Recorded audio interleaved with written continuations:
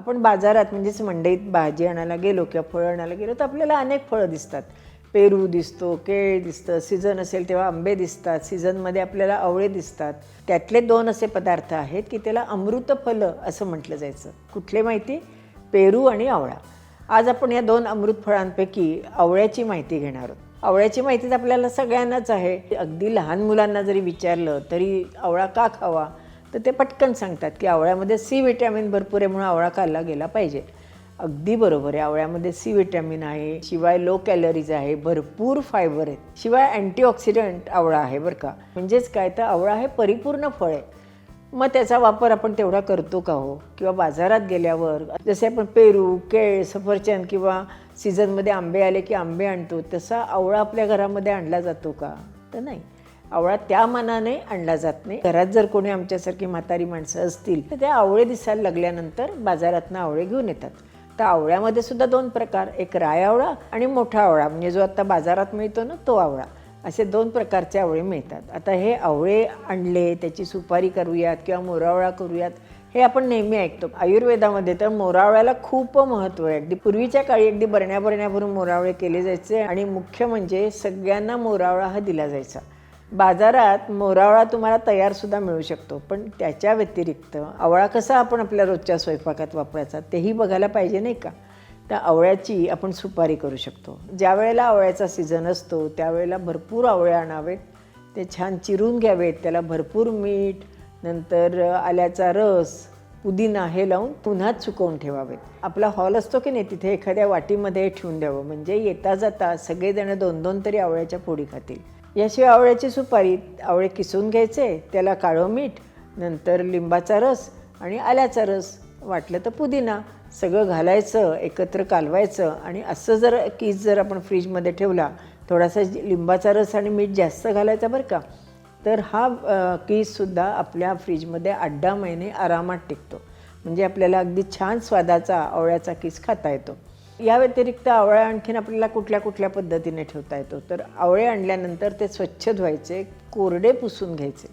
एका पातेल्यामध्ये पाणी उकळत टाकायचं. साधारण एक 25 आवळे असतील तर 1.5 लिटर पाणी उकळत टाकायचं. त्याच्यात चमचाभर हळद आणि 1-2-3 चमचे मीठ घालायचं.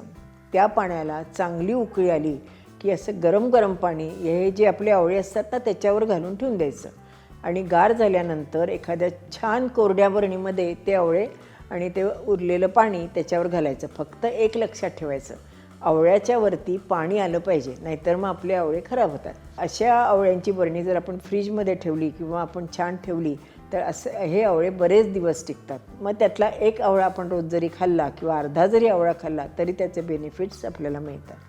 आता हे आवळे बाहेर टिकतात का हाही तुमच्या मनात प्रश्न आला असेल. असे आवळे मी कधी बाहेर ठेवलेले नाही आहेत. मी बहुतेक करून फ्रीजमध्येच ठेवते, त्यामुळे ते फ्रीजमध्ये टिकतात हे मला माहिती आहे.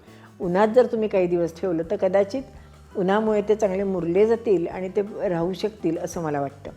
आणखीन एक गावाकडे प्रकार असतो बरं का. आपला माठ असतो की नाही, असा छोटा माठ घेतात, त्याच्यात आवळे घालतात आणि भरपूर खडे मीठ घालतात. त्याला छान कापडाने बांधतात, त्यावर झाकण ठेवतात. ते जर उन्हामध्ये ठेवले इतके ते आवळे छान मुरले जातात की येता जाता सुद्धा ते खाता येतात. आवळ्याने आपल्याला काय काय फायदे होतात. तर मोरावळा जर आपण खाल्ला तर आपल्याला पित्त जर असेल तर आपलं कमी होतं आणि मुख्य म्हणजे आवळ्यामध्ये सी विटॅमिन आहे, त्यामुळे आपले केस वाढणे किंवा स्किन करता किंवा डोळ्यांकरता आपल्याला सगळ्याच अवयवांकरता आवळ्याचा आपल्याला छान उपयोग होतो. आवळ्याचा रस जर समजा आपण केसांना लावला किंवा चोथा जर आपल्या केसांना लावला तर त्यामुळे आपले केस चांगले वाढले जातात. ज्याप्रमाणे मी हे बाकीच्या गोष्टी सांगितल्या तसं आवळ्याचा रससुद्धा करून ठेवतात. मग जो वरचा चोथा उरतो तो आपण जर समजा उन्हामध्ये वाळवून ठेवला आणि त्याची पावडर करून ठेवली तर आपण शिककाई करतो त्याच्यामध्ये आवळ्याची आपण पावडर वापरू शकतो किंवा मेहंदी कालवतो त्यावेळेला आवळ्याची पावडर आपण त्याच्यामध्ये वापरू शकतो. त्याने केस स्वच्छ होतात आणि केसातला कोंडा पण जातो असं सगळेजण म्हणतात. साधारण 4 माणसं जर आपल्या घरामध्ये असतील तर एक 2-4 किलो आवळे आणून वेगवेगळ्या पद्धतीने त्याची साठवण करावी. हे असे आवळे आपल्याला बाजारात मिळतात. हे डोंगरी आवळे बरं का. उकडून सुद्धा त्याचा उपयोग करू शकतो किंवा कच्चे आवळेसुद्धा आपण किसून घेऊ शकतो. फक्त स्वच्छ धुवून नंतर सुकवून मग त्याचा कुठलाही पदार्थ केला तरीसुद्धा या आवळ्यांचा चालतो. आता या आवळ्यांचेच असे मोठे मी तुकडे केले, त्याच्यामध्ये मीठ आणि आल्याचा रस घातला आहे आणि हे असे सुकवून ठेवून दिलेत. हे आवळ्याचे तुकडे आहेत ना, हे मी बरणीत भरून फ्रीजमध्ये ठेवणार आहे. त्यामुळे कुणी येता जाता 1-2-4 तुकडे जरी खाल्ले तरी त्यांच्या तोंडाला नक्कीच छान चव येईल याची मला खात्री आहे. आता हा आवळ्याचा रस काढून ठेवला आहे आपण. हा सुद्धा रस कसा काढायचा त्याच्यावर आपण एक वेगळा व्हिडिओ करणार आहोत. हा रस आपण बाटलीमध्ये भरून ठेवलेला असेल की याच्यामध्ये आपण साखर, थोडंसं लिंबू, थोडंसं पुदिना असं घालून छान सरबत करून आपण सगळ्यांना देऊ शकतो. परंतु याच्यात प्रिझर्वेटिव्ह घातलेलं नाही आहे, त्यामुळे आपल्याला हे 1-1.5 महिन्यामध्ये संपवावं लागतं. आता हे आवळे मी मग तुम्हाला म्हटलं की नाही, असं उकळत्या पाण्यामध्ये आवळे बुडवून ठेवायचे, त्यात हळद घालायची, असे हे आवळे आहेत. हे मागच्या वर्षीचे आवळे आहेत बरं का, अजूनही छान राहिलेत. ते कसे आहेत ते आपण बघूयात. हे मागच्या वर्षी मी हे पाण्यामध्ये ठेवलेले आहेत. बरेच काय होते बरं का, जवळजवळ 40-50 मी असे करून ठेवले होते. एक एक करत आता एवढेच राहिलेत. आता नवीन आवळे आले आहेत, त्याचंही मी असं करून बरणी भरून फ्रीजमध्ये ठेवून देणार.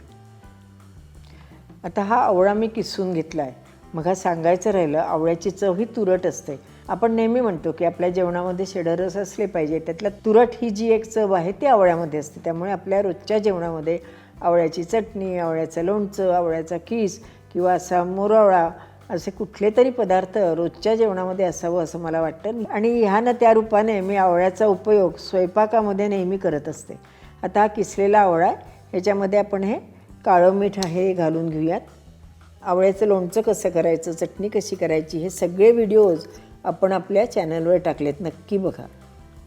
आणि ह्याच्यामध्ये आपण जवळजवळ 4-5 चमचे लिंबाचा रस घातला आहे आणि हे चांगलं आपण हलवून घेणार आहोत.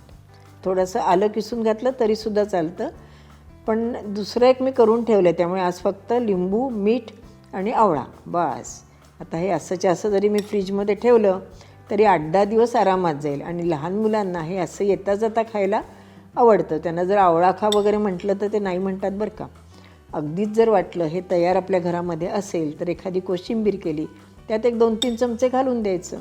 एखादा पराठ्याचा प्रकार केला तर त्याच्यामध्ये सुद्धा हा आवळ्याचा किस आपण घालू शकतो. मुख्य म्हणजे आवळा खाल्ला की तोंडाला चव येते. अगदी उलट्या होत असतील, आपल्या तोंडाला चव नसेल, आजारपणातनं आपण उठलो असू, तोंडाला चव नसेल तर आवळ्याचं लोणचं म्हणा किंवा आपण जे लिंबाच्या रसामध्ये आवळा मुरत ठेवला की नाही, तो आवळ्याचा एखादी फोड खायला काहीच हरकत नाही. अगदी गरोदर स्त्रियासुद्धा आवळा खाऊ शकतात. आठवड्यातनं 1-2दा आवळ्याचं लोणचं जर करून ठेवलं असेल ना तर तेही आपण खाऊ शकतो. त्याचाही आपल्या शरीराला उपयोग होतो. हे 4-5 पद्धतीने आवळ्याची जर तुम्ही साठवणूक आपल्या घरामध्ये करून ठेवली तर सगळ्यांना सी विटॅमिन भरपूर मिळेल याची मला खात्री आहे. फक्त सातत्य पाहिजे आणि रोज आवळा हा खाल्लाच गेला पाहिजे, हे मात्र आपण ठरवलं पाहिजे.